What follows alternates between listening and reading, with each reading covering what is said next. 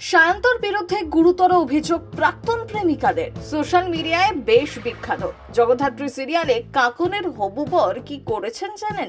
প্রেমিকাদের টাকায় দামি জিনিস কিনতেন। কাঁদে কাঁদে সায়ন্তর বিরুদ্ধে যা বললেন কিরণ, চুপ থাকেননি দেবচন্দ্রিমাও।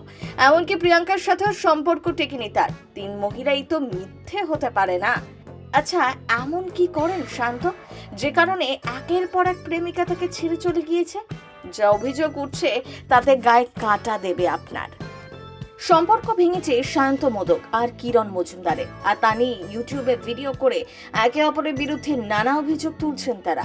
শান্ত ভিডিও বার্তায় জানান তৃতীয় ব্যক্তি নাকি তাদের সম্পর্ক ভাঙার নেপথ্যে। অন্যদিকে কিরণের দাবি শান্ত নাকি তার সাথে খারাপ ব্যবহার করেছেন। আগুনে ঘি যোগ করে কিরণের ওই ভিডিওতে দেবচন্দ্রিমা সিংহ রায়ের একটি মন্তব্যই আরো সোশ্যাল মিডিয়া তোলপাড় করে দিয়েছে। দেবচন্দ্রিমা শান্তর আরেক প্রাক্তন। টলিপাড়ায় পা রাখার পরেই অভিনেত্রীর সঙ্গেই দীর্ঘদিন সম্পর্কে ছিলেন শান্ত। তিনি লেখেন, আমি তোমাকে ব্যক্তিগতভাবে চিনি না, তোমার ভিডিও দেখে আমি কিরণ মজুমদারকে দেখতে পেলাম না, 2021 সালে দেবচন্দ্রিমাকেই দেখতে পেলাম। এই ভিডিওটি আমার 2021 সালেই বানানো উচিত ছিল। কথায় বলে না, পাপ বাপকেও ছাড়ে না, এবার যেন মাকেও ছাড়তে না পারে। দেবচন্দ্রিমার এই কথাতেই স্পষ্ট তিনি কোনো কারণে সে সময় চুপ ছিলেন, কিন্তু কিরণের এই ভিডিও দেখে আর মুখ বুজে থাকতে পারলেন না। কিরণের টাকা নাকি দামি জিনিস কিনতেন শান্ত, তারপরে আচমকা যোগাযোগ বন্ধ করে দেন। অভিনেতার এমন আচরণেই মানসিকভাবে ভেঙে পড়েছেন কিরণ, যদিও এইসব অভিযোগ মিথ্যে বলে উড়িয়ে দিয়েছেন শান্ত। এই কথা ঠিকই যে একই সাথে কিরণ ও দেবচন্দ্রিমা দুজনেই অভিযোগ করেছেন শান্তকে নিয়ে। এখানেই শেষ নয়, ফিরে যাওয়া যাক বছর খানেক আগে। দেবচন্দ্রিমা ও কিরণের মাঝে আরো এক অভিনেত্রীর সাথে সম্পর্কে জড়ান শান্ত। তিনি প্রিয়াঙ্কা মিত্র।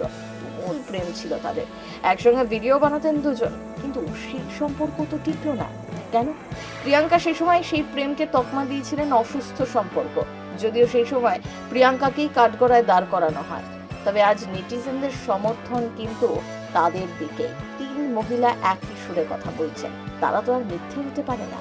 শান্তের সঙ্গে প্রেম ভাঙার কারণ নিয়ে সরাসরি কখনোই মুখ খোলেননি দেবচন্দ্রিমা। শুধু একবার বলতে শোনা গিয়েছিল, আমরা সম্পর্কে জড়াই নিজেদের ভালো রাখার জন্য, যদি সেখানে ভালোই না থাকি তাহলে একসাথে থাকার কোনো মানে নেই। সেরকম পরিস্থিতি তৈরি হতেই আমি নিজেকে সরিয়ে দিয়েছি।